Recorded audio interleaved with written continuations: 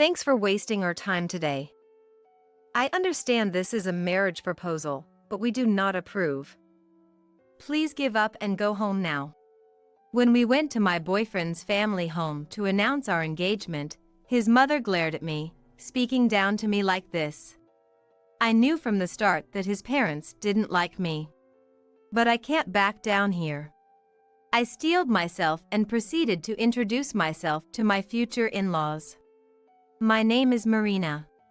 I'm 26 years old and work in the General Affairs Department of a manufacturing company. I have a boyfriend, who I've been dating since last year. His name is Travis, he's 3 years older than me and we work in the same department. He has a soft expression and his kindness shines through when he smiles.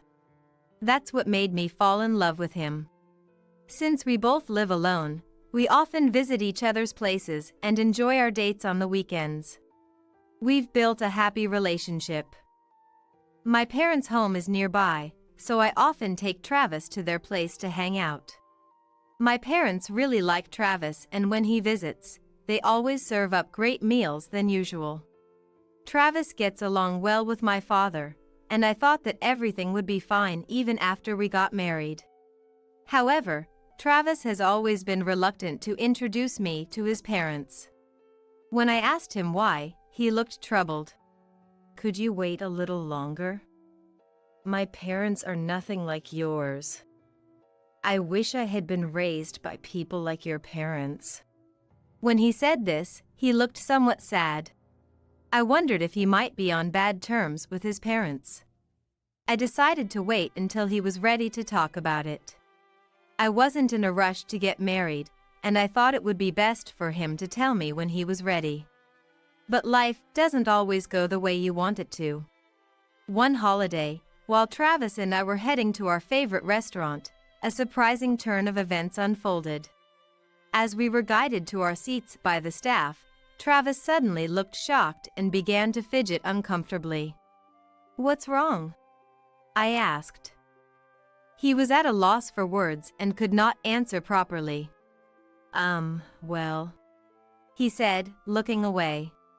Wondering if I had done something wrong, I felt anxious. Just then. Oh, isn't that dear Travis? I haven't heard from you in a while. I was wondering what you were up to. A woman in her 50s approached our table, chatted amiably with Travis, and then looked at me appraisingly. She had distinctive downturned eyes that made it feel as though she was glaring at me. Perhaps her hair, tied neatly at the back, accentuated the slant of her eyes. As I returned her gaze with a puzzled look, she let out a dismissive chuckle. Are you really hanging out with a country hick like her, Travis? You're such a good kid. If you don't like it, you have to tell her straight. Otherwise, girls like her won't get the hint. At her words, Travis's face tensed up. He glared back at the woman and defended me. I won't tolerate any insult to her. But the woman, giving me a pierced look, said, It's a pity my boy's been fooled by a girl like you. Leave Travis alone right now. Then she headed toward the cashier, paid her bill, and left the diner. What was that about? I asked, looking at the departing woman. Travis responded with a weak voice. That's my mother. A few years ago, because of her, I had to break up with someone I was considering marrying. She said she didn't want to get married if it meant dealing with a mother like that. So that's why she had such an attitude. Yeah, if you decide to continue being with me, there will be a lot of complications. Should we break up here? Don't worry, I won't bring my personal issues into work, and I'll make sure you won't have any trouble. Travis looked pained. I see. But I still want to be with you, Travis. Do you really want to break up with me? Travis looked shocked at my words. You know I have such a mother. If you marry me, it will be a burden on you. I don't mind. I think that's part of marriage. And we don't have to live with her, right? We will never live with her. If she insists, I'll request a transfer at work and we can move far away. Travis looked at me very seriously. I returned his gaze with a smile. Then I feel reassured. Is it strange if I propose to you? Are you sure? Yes, of course. I want to live with you in the future, I said, feeling heat spread through my body out of embarrassment. I was sure my face was turning red. I feel a bit upstaged, but I'm really happy. I want to be by your side for the rest of my life. Finally, Travis smiled, and I felt relieved. Afterward, Travis and I decided to introduce ourselves to my parents. They were delighted and eagerly asked how we had decided to marry. This meant I had to talk about my soon-to-be mother-in-law. We tried to sidestep the conversation, pretending to be shy. We were hoping to divert questions about my mother-in-law, but my mother wouldn't allow it. Have you already introduced yourself to Travis's parents, or is that still to come? Travis and I were taken aback by her question. No, I don't plan on informing our parents about us getting married. What? Why not? Travis's answer caused my mother to gasp in surprise. Because I'm sure my parents would never approve of our marriage. At this point, my father gave us a stern look. That's not acceptable. Marriage is a union of two families. Your mom would be devastated if she found out you were married without her knowledge. You both should at least greet them once. If they still refuse, come talk to us. We'll certainly help you out then. My father's words were strong and reassuring. However, Travis gave me a look of concern. I'm fine. I said this with a smile, hoping to ease his worries. I thought, if we couldn't overcome this hurdle, we wouldn't be able to find our true happiness together. Later, Travis informed his parents that I would be coming to greet and introduce myself. They didn't seem welcoming, but he managed to arrange the meeting anyway. Travis's father was a CEO, and they lived in a large house. The yard was also expansive. When I stepped in, a large dog started barking. Travis approached with a smile and petted the dog's chin. The dog quieted down and let me pet him too. While we were playing with the dog, the front door opened and his parents came out. His mother, with her sharp gaze, exuded an intimidating aura, and his father, equally high-handed, looked down upon me. Don't touch our dog! You're disgusting! Those were the first words out of his father's mouth. Without even a greeting, he started berating me. I felt extremely uncomfortable. How dare you speak to her like that? If you keep acting this way, I won't hesitate to cut ties with you. When Travis said this, his parents glared at me, but didn't make any further unpleasant remarks. They invited us into the house. I found it a bit strange. Travis, with just one look at his face, you would think he's a kind person because of his gentle eyes. I thought he took after his father because his mother had upturned eyes, but he didn't resemble his father at all. Things like skipping generations in genetic traits are not uncommon, and there are plenty of kids who don't resemble either parent. So, I thought maybe it's best not to delve too much into that matter. I entered the house, and as I was looking around, a middle-aged man in a suit appeared. Welcome home, young master. Upon seeing Travis, he bowed to greet him. His kind smile was contagious, and I found myself smiling back at him. It's been a while, Mr. Williams. You're all grown now, young master. Mr. Williams looked at Travis and smiled warmly. It was the first time I saw Travis genuinely smile since we arrived at this house. He then introduced me to Mr. Williams. This is Mr. Williams, my father's right-hand man. To be honest, he's more like a father to me than my own. My father never showed much interest in me, so Mr. Williams often took care of me. You're the boss's son. I was just doing what was expected of me. But you've always had a soft spot for me, haven't you? I have to say, I like you more than my father. Travis chuckled. Seeing him laugh innocently felt like a first. As we were talking, my mother-in-law emerged from a room in the back of the house. Marina! What are you doing? Come here right now! She shouted angrily. She glared at Mr. Williams. What do you think you're doing, slacking off from work? How many times have I told you to stay away from Marina? I'll make sure my husband hears about this. You better head off to work. I understand. I'll do as you say. With that, Mr. Williams nodded and left the room.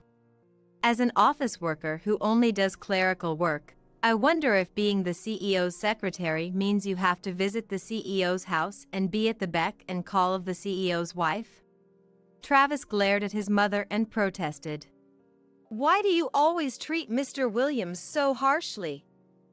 How can you be so rude to someone who's been working so hard for Dad? Quiet! You should just do as your parents say. I'll deal with that man. Now come over here. Following my mother-in-law, Travis and I moved to the living room. Travis and I sat on the sofa across from my in-laws, and my mother-in-law was the first to speak. Thanks for wasting our time today. I heard you two are here to greet and introduce yourselves to get our blessings, but we don't approve of you two getting married, so just give up and go home. I was prepared for the snide remarks. This didn't bother me at all. No, thank you for taking the time out of your busy schedule for us. Travis and I love each other. It's natural for two people in love to get married. Don't you agree, father-in-law, mother-in-law? I replied with a composed smile. However, my mother-in-law gave a deliberately exaggerated sigh. Ugh. You don't understand anything about marriage, do you? Since our last meeting, I've looked into you. You're a mediocre woman who, after graduating from a nothing special, average university, joined a small-scale company. And despite your lack of remarkable skills, you've managed to ensnare my Travis, haven't you? Do you really think a woman like you is good enough for our family? Good match is what's important in marriage. Mom, Marina, and I work at the same company. We work the same way, in the same place. If Marina is incompetent, then so am I. We're a good match. Travis, you're different. There must have been a reason for you to lower your standards and join that company. This woman only had that option available to her. And besides, my mother-in-law, smirking, turning a mocking gaze at me, and continued. Seems like you come from a poor family, after our money, are you? At my mother-in-law's insinuation, I felt my blood boil. I had resolved not to let anything she said upset me, but when she brought up my parents, I couldn't hold back my anger and found myself retorting. Please don't just assume we're poor. What's wrong with calling a spade a spade? Living in a rundown 50-year-old house, driving a car that was released 10 years ago. Did I hit a nerve because I'm spot on? This is why I can't stand poor people. My family home was built by my great-grandfather, who was a carpenter. It's precious to us. As for the car, we simply like it and have kept it running smoothly. There's no reason for us to be labeled as poor. You did your research, didn't you? You must know what my parents do for a living. Yes, I know your father is a university professor and your mother is a high school teacher. I acknowledge they have respectable jobs. However, there's too much of a disparity between our families. Listen, Travis is slated to take over his father's business someday. Don't think for a second that the daughter of mere educators can marry my son. With that, my mother-in-law cackled loudly. That's when Travis stood up. His face was transformed into something I'd never seen before, a scary expression replacing his usual gentle smile. "It was a waste of time trying to talk to you people. I'm cutting ties with you. There's no way I could forgive you for bad-mouthing someone I care about. Marina, let's go. There's no point in trying to persuade them anymore." Travis grabbed my hand and we left their house. "I'm sorry. I'll explain to your parents that we couldn't even have a conversation with them. Please don't say you won't marry me." I could only nod in response to Travis' desperate plea. Travis and I went straight to my parents' house and told them what had happened as his parents. Travis had anticipated this might happen and had brought along a voice recorder. All of my mother-in-law's snide remarks were recorded, and after listening to them, my parents pondered a bit and then said, "Sure, the way his mother spoke was not nice, but you two are giving up too easily. We'll try to work out a strategy, so you go ahead and keep making your wedding preparations. If you, as adults, have decided to marry, you don't need parental approval. Still, it would be best if you could get Travis' parents' blessing for your marriage." As my mother calmly stated her opinion, Travis and I felt our spirits settle and we managed to nod in agreement. We decided to leave matters concerning Travis' parents to mine and discussed our future together. 1 month later, my parents called us, and Travis and I visited my family home. As we entered, we found Travis' parents and Mr. Williams seated around a small table. When we joined them, the room became rather crowded.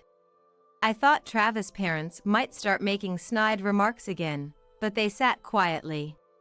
It was my father who filled us in on what had been discussed in our absence.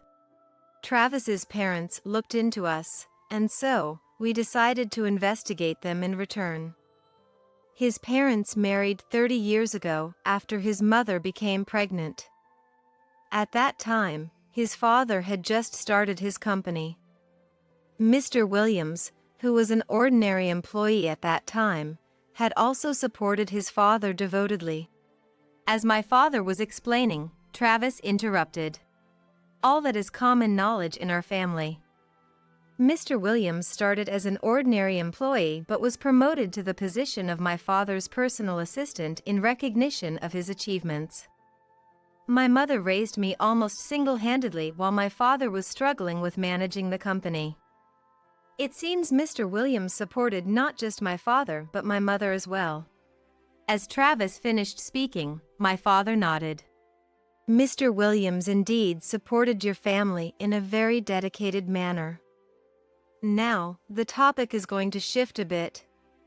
I am a genetic researcher at the university. Genetically, children inherit half of their DNA from each parent. Even if the child and parent look very different, they are certainly inheriting half of their genes from each parent." "What are you getting at?" Travis threw a questioning look in the middle of my father's explanation. I also wondered why my father started talking about this. My usually mild-mannered father had a stern look on his face as he addressed Travis's parents. "Please, hear me out. I hired a detective to conduct a background investigation on your parents. Your father works diligently, and Mr. Williams was always there to support him. Your mother is devoted to housework, so much so that it was inspiring.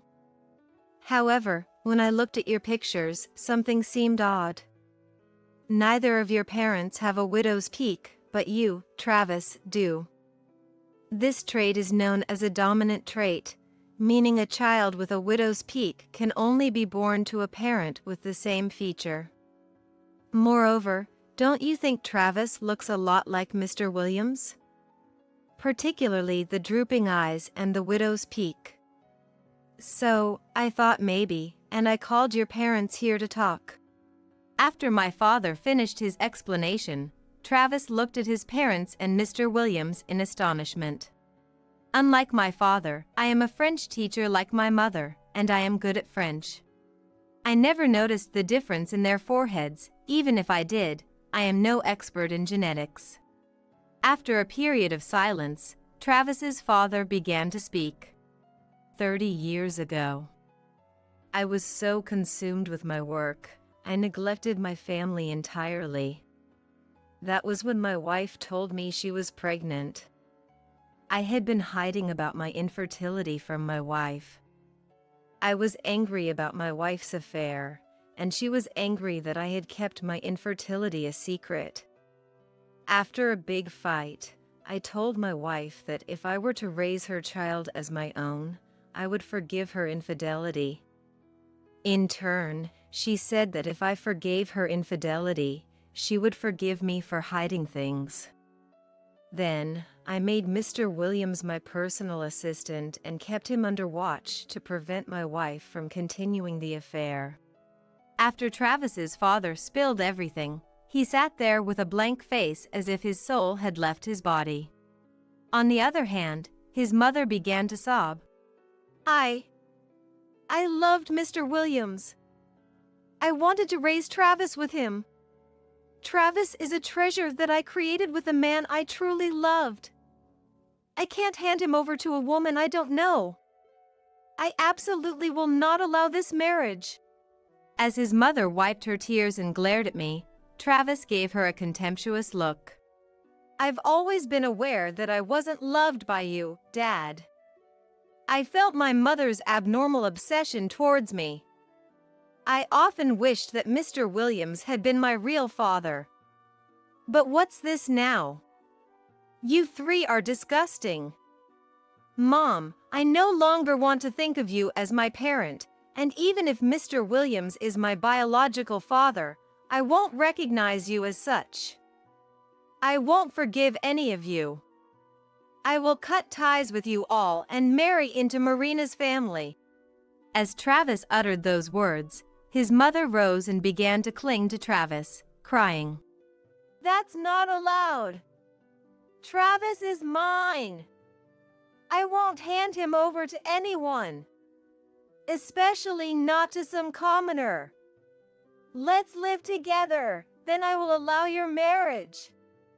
So, don't say you're marrying into another family. As Travis's mother grabbed his arm, I swatted her hand away. Ma'am, can you please stop? Travis is clearly uncomfortable. Do you understand how much he has been hurt and troubled because of you? Probably not. Because in the end, all you care about is yourself. If you only betrayed your husband to be with Mr. Williams and continued to deceive Travis, I wouldn't say anything. Because that's a matter between just the three of you. But for you to interfere with Travis's happiness? I'm not gonna sit here and let that happen.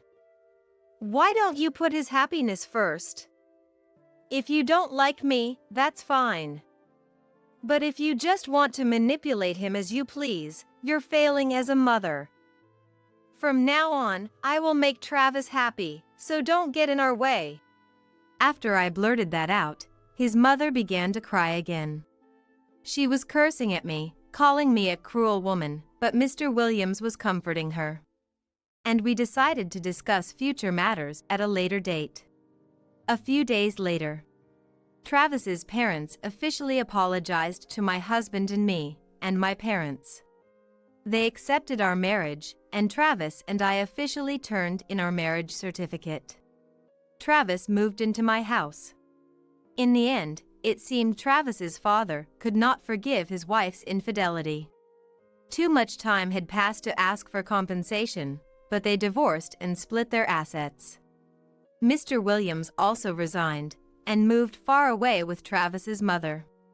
His mother's luxurious lifestyle came to a sudden end, and she was forced to live the impoverished life she had always looked down upon.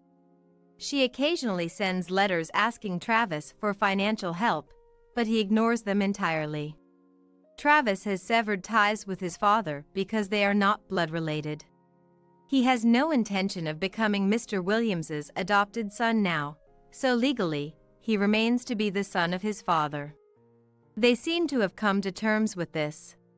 Once Mr. Williams resigned and Travis's mother was no longer around to support him, Travis's father's company performance plummeted. He resigned from his president's position, and no one knows where he went after that. A year after marrying Travis, I saw that his parents' house had been put up for sale. We had a wedding ceremony, but because of Travis's complicated family issues, we kept it small with only close family and relatives. Even so, it was a memorable occasion, and I was satisfied. Now, we have been blessed with a beautiful daughter, and I have quit my job to devote myself to raising her. My parents occasionally visit and help take care of our daughter, which is a great help. Travis and I plan to support each other and raise our daughter with love. Wait a minute! You stupid wife! Remember this! Of course, I have no intention of remembering. Behind me, a noisy woman is clutching her stomach and desperately shouting at me, but I don't care. Besides, this is the first time I've run this hard since becoming an adult. Come to think of it, I was pretty fast on my feet during my school days. That thought crossed my mind. I'm out of breath and it's hard, but strangely, I feel exhilarated. I'm free from now on. My name is Lisa. I'm a 35-year-old office worker. I work in the administrative department of a major corporation. It's not that I have high expectations, but before I knew it, I was not just in my 30s but almost in my 40s. It's not that I don't want to get married, but as my years of service have increased, thankfully so has my salary, and I can live alone if necessary. However, there are times when I feel lonely. It seems like it's time to seriously consider getting a cat. While lost in thought during work. Lisa, you're daydreaming again during work. It's not a good example for your subordinates. Ryan, a salesperson from a client company, peeked at my face and spoke to me. He's about the same age as me, but looks so young that he could pass for his 20s. My colleagues also said he was handsome. Spring makes me sleepy. Let me guess, you ate too much lunch? We've known each other for a long time, so we can joke like this. Watching our interaction, some colleagues teased us, suggesting we should date. I just brushed it off, but then an unexpected event happened. Lisa, I want you to marry me. Ryan, who had been waiting for me at the exit after work, suddenly asked me out for a meal. I thought it was his usual joke, especially since we had been drinking, but it seemed he was serious. To be honest, I was a little interested in him, so I was happy to hear that. I asked him to wait a bit for my answer, and then I formally accepted. After we started dating, I began calling him Ryan by his first name. He always brought up new topics and was a great conversationalist, typical of the top salesperson. Since we knew each other from before, we never really had a big fight, and 6 months into the relationship, he proposed to me at a place with a beautiful night view. Of course, I said yes. Little did I know that this man would turn out to be incredible in ways I never imagined. After getting married, my husband was transferred to a department with more business trips. The salary will be higher, and we'll have a more comfortable life. I wanted him to stay by my side, but it seemed he had long wished for this transfer, and he was happy about moving to his desired department. He was away from home for half of the month, and even though we were newlyweds, maybe I should really get a cat. I started to seriously consider it. Having lived alone for a long time, I had no trouble spending time by myself. With my husband away, there was no need to cook elaborate meals. There were days when I just made simple dishes for dinner. The married life I had imagined when I was single was far different from reality, leaving me feeling a bit empty. My husband earned well, but as we didn't have children, I felt there was nothing for me to do at home, so I continued working. Aren't you going to have kids? At a drinking party, a colleague with children sympathetically asked me, but I just laughed it off with a haha. I wanted children sooner rather than later, considering my age, but it seemed my husband felt differently. He said he wanted to cherish our time as a couple, which made me a bit happy, but I also felt anxious. Someone who trampled on my feelings like this intruded. One day, as usual, my husband was on a business trip, and I was quietly having a drink alone when the doorbell rang. Seeing the person on the screen, I couldn't help but let out a sound.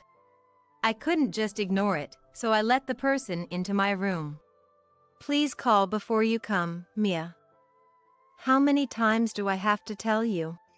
Not sure if my reluctance showed on my face. You always look so gloomy, Lisa. Oh, Ryan is not home again? You guys aren't young anymore. Shouldn't you be more worried about having kids? The one who would say such rude things so nonchalantly was my husband's mother, Mia. She barged into the room and finished off the bottle of wine I had opened. Then, without asking, she opened the refrigerator. Oh, there's some expensive-looking meat. I can take this, right, Lisa? It was an A5 grade steak I had bought as a treat for myself to cook the next day. Mia, my mother-in-law, would come to our house and pester me for things. What? No, of course not. I realized my mistake the moment I said it. Mia's face turned sour quickly. Huh? Living a life of luxury with my son's earnings, and you can't even share a bit? Sit down. Once she started, Mia was unstoppable, lecturing me endlessly. She would go on and on about how she raised her son with care, how she was strict to get him into a top university. She detailed the expenses of getting her son through college. Mia said these things, but I heard that it was my father-in-law who worked hard and earned money while Mia had always been a housewife. Maybe her frugality contributed to that. I've been subjected to this talk annoyingly many times. I've tried pretending not to be home, but she would knock on the door until I came out. Sometimes, I had to call my father-in-law to come and get her. Every time I saw him, he looked tired. Come on, let's go home. Enough is enough. Watching Mia being dragged away by him, I deeply realized that marriage isn't always about happiness. By the way, the steak was bought with my own money. As if I'd give it to Mia. Every time she appeared, I was glad we weren't living together. Then, one day it happened. I was relaxing on the sofa, sipping coffee on my day off, when… What? What did you just say? I couldn't hide my shock at my husband's words. I said, divorce. My parents, they got divorced. Tying his tie, my husband told me calmly. According to him, my father-in-law's anger towards Mia finally reached its limit. Of course, Mia refused the divorce. In the end, it turned into quite a battle, each hiring lawyers. The amount Mia demanded for the divorce was much higher than the norm, but my father-in-law agreed to it just to get away from Mia. My father-in-law's family was wealthy, and he himself was an executive of a large company. With that, Mia must have gotten quite a sum. He always looked so worn out. It's good he's free from Mia now. As I was thinking this, my husband said, So, the house was Dad's, and he's already put it on the market. What will Mia do now? As I was thinking, the doorbell rang. Not Mia again, I thought, but my guess was wrong. A uniformed delivery person stood there. I thought it was a courier and opened the door, but Mia was there with the delivery person. Confused. Where should we take the stuff? The delivery person asked, and Mia barged in. Please take it to the back room, she said. Thanks for agreeing to live together, Ryan. You're such a wonderful son of mine. I was completely left out. In no time, the spare room, which had been used for storage, was filled with her belongings, and it was transformed into Mia's living space. What? I haven't heard anything about this. I can't just accept sudden cohabitation. If it were the kind Mia, it wouldn't be a problem. But this Mia was different. As I desperately refused, both of them looked at me with puzzled faces. Isn't it all the same whether we live together now or in the future? You'll take care of Mom then, Lisa. My husband said such an absurd thing. Apparently, taking care of Mia was a foregone conclusion for me. Absolutely not. This is ridiculous. I'll divorce. This is crazy. Stop making fun of me. To this, they both started laughing at me as if I was a joke. Divorce? Try it. You'll be the pathetic one, you know? You should be thankful I even married a leftover like you. Hit with such harsh words, I felt everything go dark before my eyes. My husband said he married me for his social status. As he got older, more people around him were married, and marriage was a status symbol in society. He chose me because of my decent looks and good reputation, and he thought I seemed obedient, he said with a laugh at the end. I'll never sign the divorce papers. Well, I'm off on a business trip again, so I'm leaving now. Saying this, he left the house humming, leaving behind both me and the detested Mia. Watching me stand there dumbfounded, Mia said, "How pitiful, a woman unloved by men." She retorted, laughing at me.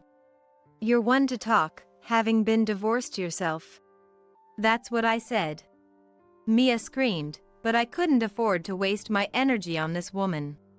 I locked myself in my room, pondering how to get a divorce in my favor. I searched the internet, but my husband hadn't done anything particularly wrong. At most, he had the crazy Mia. Not even cheating. As I thought this, Mia banged on my room door so fiercely I thought it would break. Come on! Get out here now! Wondering what was happening, I came out to find several delicious-looking dishes on the table. Thinking Mia had prepared the meal, I sat down. Well, she's a bit nice after all. Just then. Hey! What are you sitting down for? Pay up! I looked where Mia was pointing and saw a confused delivery man at the door. Dumbfounded by Mia's stupidity, I said, "I won't pay for it." Then I returned to my room and locked the door. She screamed outside for a while, but eventually quieted down. Seems like she paid for it herself. Good. From then on, Mia and I hardly exchanged words. I've heard of married couples living like strangers, but what was this relationship? I even thought about such trivial matters. My husband's visits home became even less frequent, and when he did come home, he and Mia would be having a party-like time. I was quietly preparing for divorce. The more I researched, the more shocking secrets about my foolish husband came to light. He was truly Mia's son. A real piece of work. Mia never cooked, relying on delivery for every meal. And she ordered a lot. Given her large size, it made sense. Once, I prepared a meal for Mia, but she threw it away, plate and all. When I found it, I was so frustrated I cried. Mia had always been stingy with money since the beginning of our marriage. Extremely reluctant to spend more than necessary. She had no problem coveting others' belongings. Once, after a bath, I was eating ice cream when she barged in unannounced. I'll take one of those, she said, and shamelessly ate one of the 2 ice creams in the package. A greedy and unpleasant person. I continued this life for nearly a year. Although Mia and I were living together, we barely saw each other, so it wasn't too hard. I considered moving out, but I didn't want to be seen as running away. More than that, the thought of the 2 of them falling into hell made me giddy. Mia. One day, when I suddenly spoke to her, Mia involuntarily shuddered. What do you want? How about we go out for dinner together? Unlimited high-end lobster. Plus, it's unlimited time right now. At my suggestion, Mia, always eager for a meal, was immediately interested. I'll go, but you're paying, right? As always, she was presumptuous, but I answered with a smile. Of course. Once Mia knew it was on me, she began ordering one dish after another at the restaurant. I'll take 5 servings of premium lobster, same for shrimp and scallops. And then, like a black hole, Mia devoured the meat continuously. Other customers glanced and whispered, laughing at her. I get it. She's practically a cow herself. Here's where my plan hit a snag. I intended to leave Mia at the restaurant and return home early, but she protested. Eating alone is embarrassing. That's what she said. I think you're embarrassing enough already. In the end, Mia, taking advantage of the unlimited time offer, silently ate meat for 3 hours. She even ate the meat I grilled, leaving me with only about 5 pieces.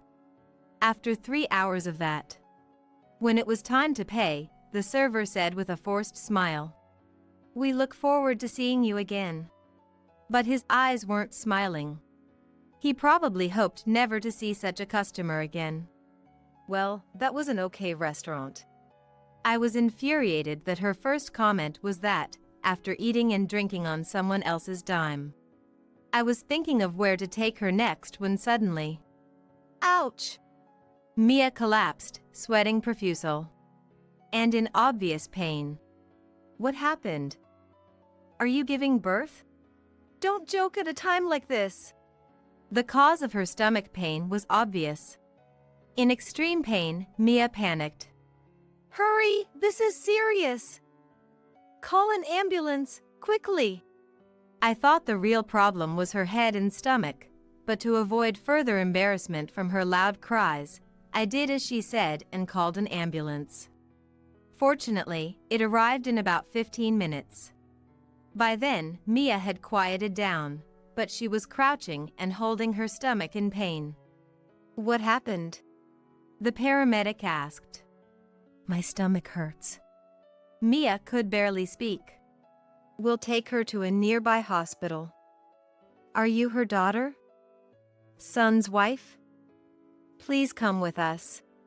The paramedic asked me, but I replied. Son's wife? No.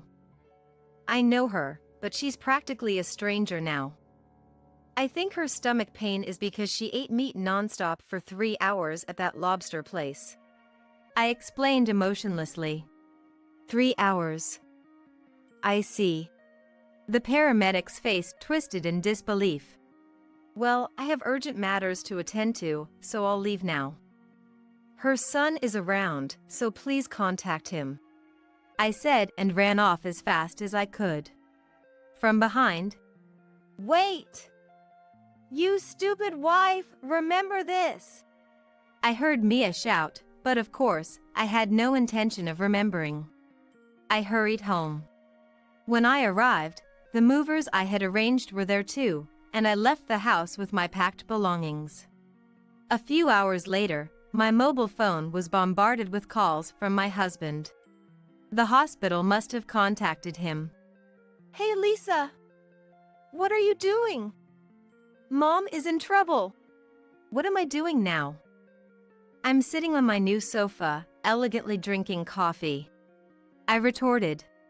Don't joke! I came home and your stuff is gone, and there's a divorce petition. I'll never sign it. My husband was furious, but I said, then it'll be through lawyers. You should receive the official documents soon. You have plenty of women, so it shouldn't be a problem, right? As I laughed, he whispered, Huh, in a small voice.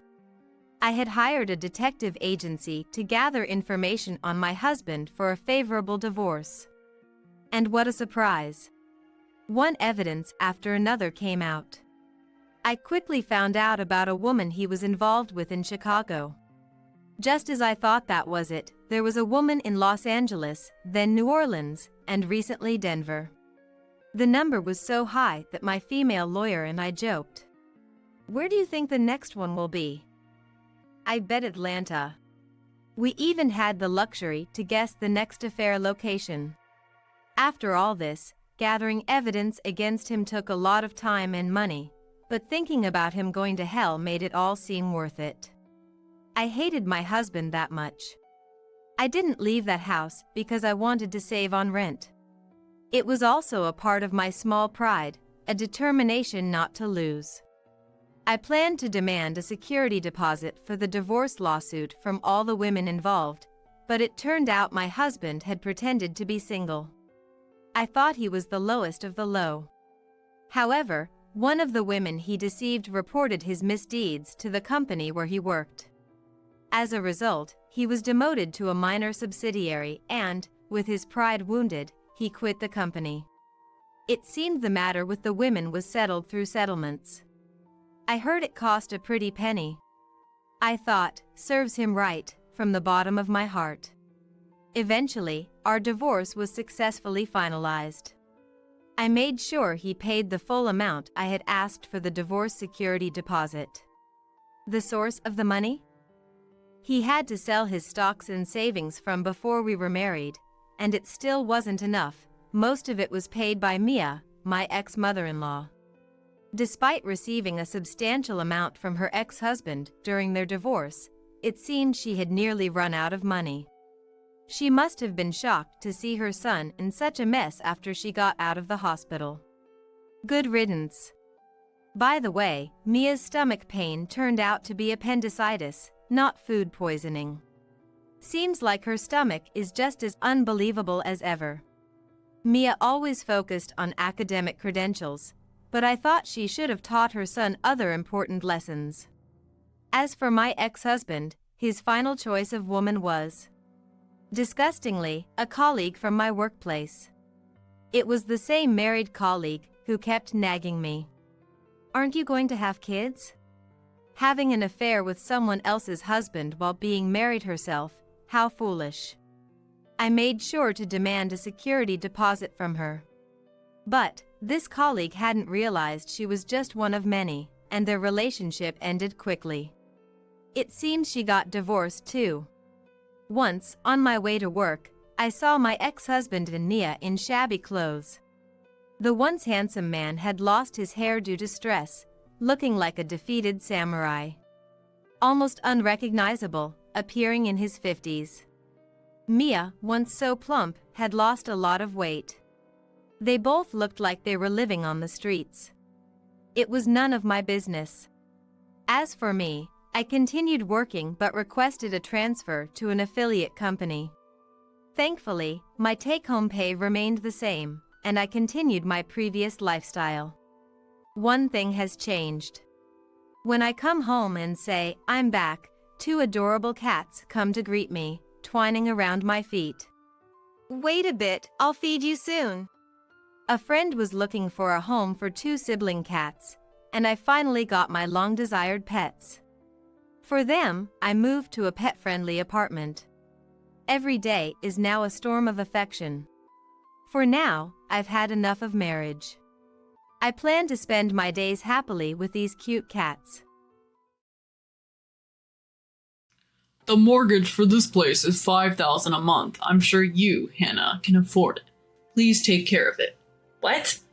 I raised my voice. My mother-in-law, Julia, acted surprised and theatrically shrugged her shoulders, saying, "Oh, scary," pretending to be the victim. My father-in-law, Derek, glared at me and shouted, "It's only fair." Let's rewind to several months ago. My name is Hannah. My husband, Matthew, and I are newlyweds. Since we both grew up in the same hometown, we decided to live somewhere in between my family home and Matthew's family home. You could say we're living close but apart. We thought it would be comforting to be within easy reach of both our families in case anything happened, but I ended up having issues with my in-laws. I first met them when Matthew and I got engaged and paid them a visit. Matthew had already warned me that he didn't get along well with his parents, saying, "My parents are reckless spenders and lack common sense, to be honest. I wouldn't mind cutting ties." Still, they were Matthew's parents. Taking advice from my own parents that it would be good to meet them at least once, we went to visit. Upon arriving, Julia warmly welcomed us. She didn't seem like the reckless spender, lacking common sense, that Matthew had described. There was a bit of a cold vibe toward me, but I thought that's just how mother-in-laws are toward their sons' wives. But their attitude changed in an instant when I told them where I worked. When Derek asked, "So Hannah, where are you working?" and I mentioned my company, their faces lit up instantly. From that moment on, they were thrilled, saying, "We've got ourselves a wonderful daughter-in-law." They welcomed me as if they had completely forgotten the slightly cold treatment just moments before.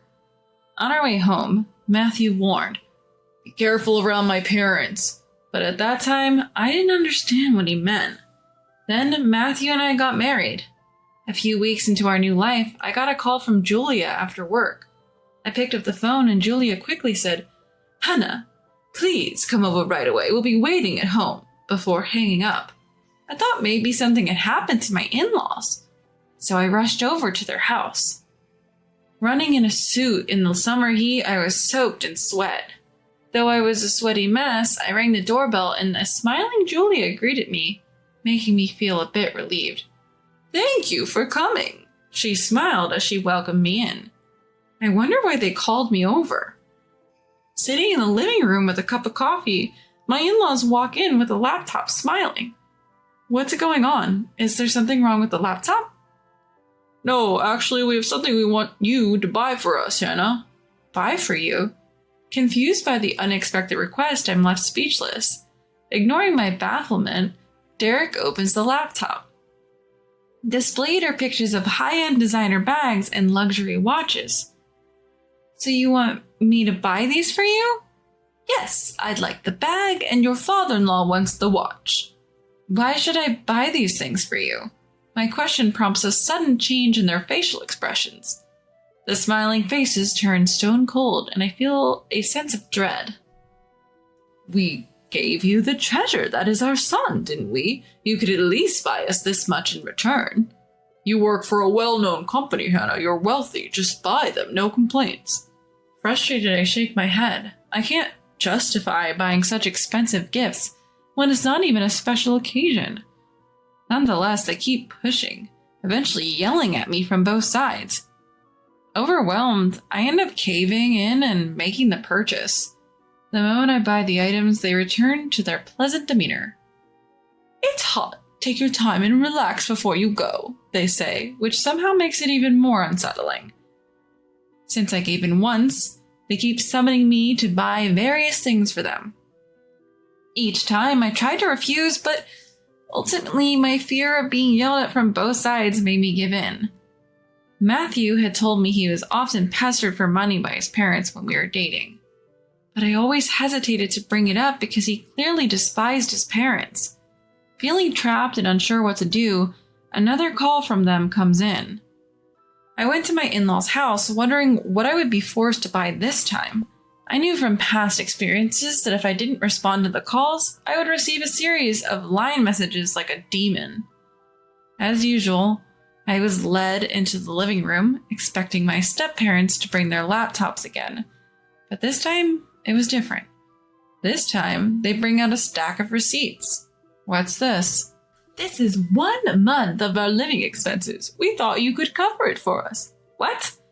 "You're wealthy, Hannah. You can afford this." Saying so, Derek hands me a note with the total amount. "I did the calculations for you this time. Next time, just do it yourself." The sum includes utilities, groceries, and other bills. "I can't." I shake my head. "I shouldn't have to bear your living expenses just because I'm married to your son." No sooner had the words left my mouth than I regretted them. Bracing for more yelling, Julia suddenly burst into tears, collapsing on the table. "Why won't you give us money? How could you be so cruel?"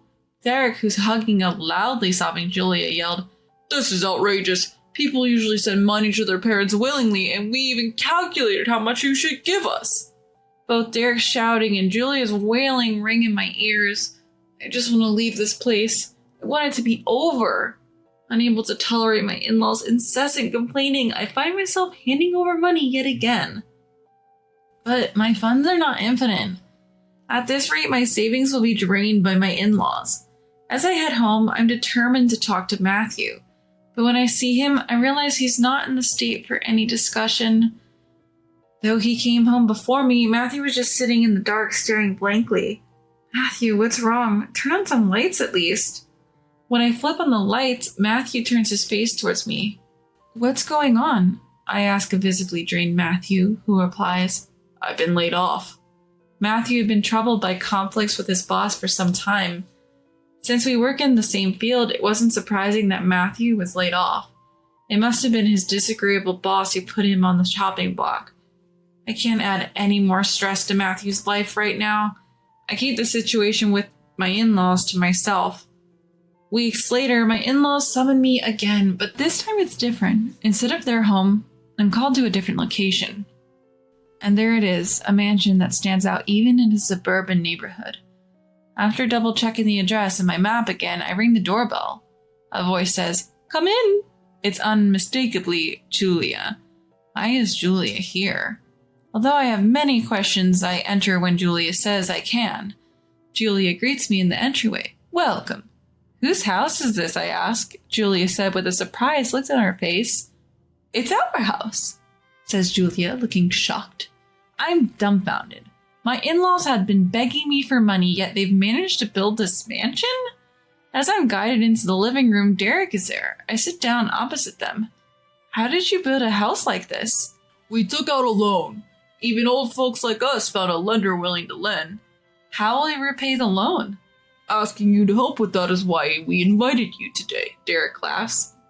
The mortgage is $5,000 a month. You can handle that, Hannah. What? When I raise my voice, Julia dramatically flinches, exclaiming, Oh, you're scaring me. Derek glares at me. It's to be expected. We're not working. Do you think we can pay $5,000 on our own? Don't take a loan you can't repay. How did you even get approved? I shudder at the thought that they might have borrowed from a disreputable source. Julia pleads. Please, Hannah, don't be such a terrible daughter-in-law and abandon two old people like us. I get up from my seat. I can't pay this time. $5,000 a month is impossible. Excuse me. Hey, wait, Derek shouts, but I'm out the door. Scared that my in-laws would chase after me, I ran back home and quickly locked the door. I rushed to Matthew, who was working on his computer in his room. Well, you scared me. Welcome back, Hannah. What are you up to? Working, actually. My side gig is doing really well, so I'm thinking of going solo. I should have told you sooner, Hannah. Is that okay? Matthew had been down since getting restructured at work, but he was stronger than I thought. With this new Matthew, I felt like I could finally open up about Derek and Julia. That's what I thought. Matthew, it's about Derek and Julia. The moment I started talking, my tears started flowing. Matthew, surprised, gently rubbed my back and asked, What happened? As I sobbed like a child, I explained the situation to Matthew, who then sighed in frustration. Ugh, my parents. When will they stop tormenting people? It turns out Matthew had endured similar treatment from my in-laws before we got married.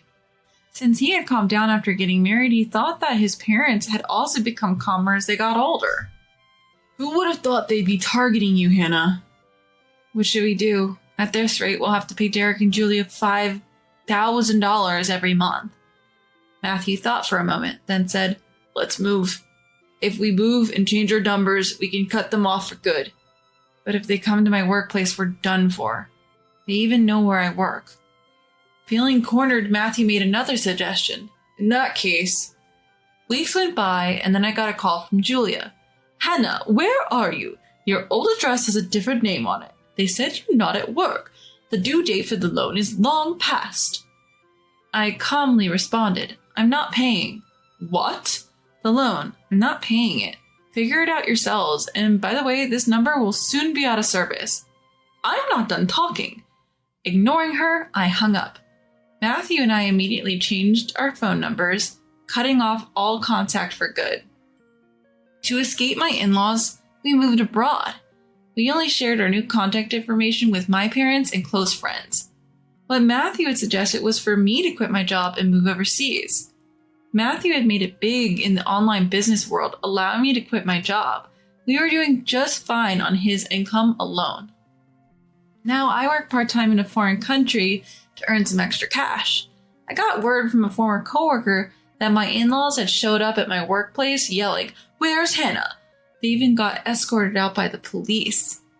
They got off with just a warning, but my coworker said they looked desperate and it was scary. Why had my in-laws become so frantic? We found out a year after moving abroad when I received a mysterious call. It was from Julia. I didn't recognize the number, but when I picked it up, it was Julie on the other end. "Hello, Hannah, please, you've got to help us." Somehow my phone number had gotten to Julia. I rushed to Matthew, switched on the speaker, and we both listened. Apparently, my in-laws had borrowed money from a shady company and were facing forced labor for not paying it back. "Is Matthew listening? Please transfer at least $30,000 or we could die from forced labor." "Absolutely not," Matthew responded. "I've suffered enough from their lack of sense all my life. They didn't even support my education, yet took most of the money I earned. I have no love left for them. Let them face the consequences." "But Matthew, don't say that. Please, help Mom." "To make up for their past, they should suffer." Matthew's words left Julia crying loudly. Then a male voice came on. "Okay, we're taking your parents." I was too stunned to speak, but Matthew calmly said, "Please go ahead." We never found out where they took my in-laws, but nobody in the family even looked for them. We certainly didn't want to find them. They were pretty sturdy for old folks, so they're probably still working hard somewhere. That's what I think. Life for us has been peaceful ever since. Matthew seems more energized in his work and with my assistance on the side. He even started his own small business. We built a big house overseas and even hired a maid. We're expecting another member in our family soon. "Your belly is getting bigger." "Yes, would it be okay to go back to my parents' place and show them their grandchild? We've only been talking over the phone ever since we left because of the in-laws. Since we ran away from his parents, we've only been able to talk to my parents over the phone." Matthew, whom I thought would never want to go back, immediately said, "Sure, let's go." "You're okay with that? You don't mind?" "As long as my parents aren't there, anywhere is heaven to me." Smiling, Matthew gently stroked my belly. "I want to meet you soon." When I saw Matthew smiling as if he had been rid of that possession, I felt from the bottom of my heart how glad I was to be able to cut ties with his parents.